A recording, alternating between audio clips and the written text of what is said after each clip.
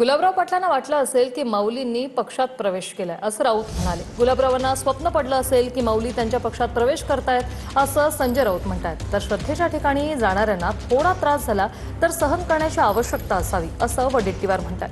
देवाच्या दर्शनाला जाताना किती फटका बसला असं म्हणणं योग्य नाहीये असं देखील वडेट्टीवारांनी म्हटलंय। हिंदुत्व वेगळ्या प्रकारचं आहे बरं का। बहुतेक त्यांना वाटलं असेल आमच्या माऊलीनं त्यांच्या पक्षात प्रवेश केलाय। त्यांना असं वाटतं की त्यांच्या पक्षात देव वगैरे सगळे संत प्रवेश करतात, तर त्यांना तो रात्री स्वप्न पडला असेल की माऊली त्यांच्या पक्षामध्ये प्रवेश करती झालेली आहे। मूर्ख लोक आहेत। असं मी VIP दर्शनाचा फटका काय बसतो। खरं तर एक पंढरपूरच्या ठिकाणी श्रद्धेने जाणाऱ्यांना थोडा त्रास झाला तरी ते सहन करण्याची आवश्यकता आहे। शेवट देवाच्या दर्शनाला जातो आपण, तिथे फटका बसला असं मला म्हणता येत नाही। तटकरे पटेलांच्या फडणवीस भेटीबाबत सुनेत्रा पवार अनभिज्ञ सूत्रांची माहिती। सुनेत्रा पवारांसह पार्थ पवारांनाही भेटीची कल्पना नव्हती असंही कळतंय। भेटीनंतर तटकरेंनी बैठकीचं कारण सुनेत्रा पवारांना सांगितल्याची माहिती सूत्रांची आहे। सूत्रांच्या माहितीनुसार तटकरे आणि प्रफुल्ल पटेल यांच्या फडणवीस भेटीबाबत सुनेत्रा पवार अनभिज्ञ। सुनेत्रा पवारांसह पार्थ पवार यांनाही वर्षावरील बैठकीबाबत कल्पना नव्हती। काल तटकरे यांनी फडणवीसांसोबतच्या भेटीची माहिती सुनेत्रा पवार यांना दिली।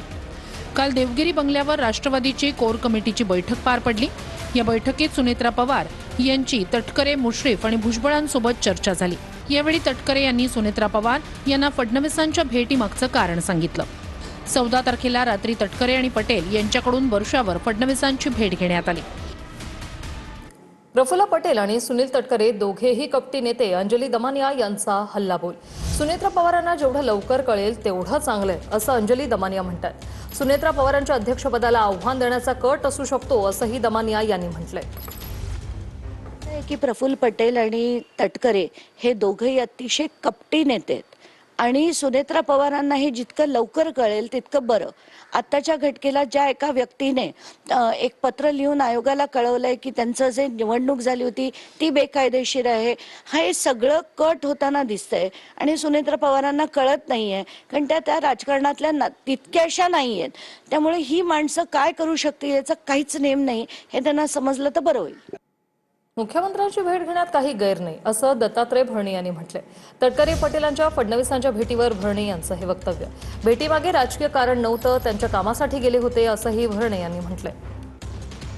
नेत्याला भेटणं किंवा त्याच्याबरोबर नेत्यांना एकमेकाला भेटणं आणि मुख्यमंत्र्याला भेटणं यात मला त्यात कुठलंही गैर वाटत नाही। जयंत पाटील म्हणता तुम्ही, तटकरे साहेब, प्रफुल्लभाई, ही सगळी जुनी मंडळी, ती जुनी सगळी एकत्र आम्ही एकत्र काम केलेलं आहे आणि एकत्र ती त्यात मैत्री असणं किंवा एकत्र बोलणं, एकत्र भेटणं यामध्ये मला गैर काय वाटत नाही।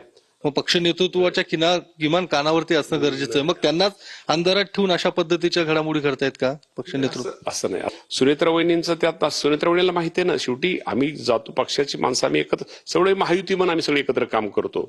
एखाद्याला भेटणं, एखाद्या कार्यक्रमाला जाणं यामध्ये माझं म्हणणं आहे की खरंच चुकीचा अर्थ काढून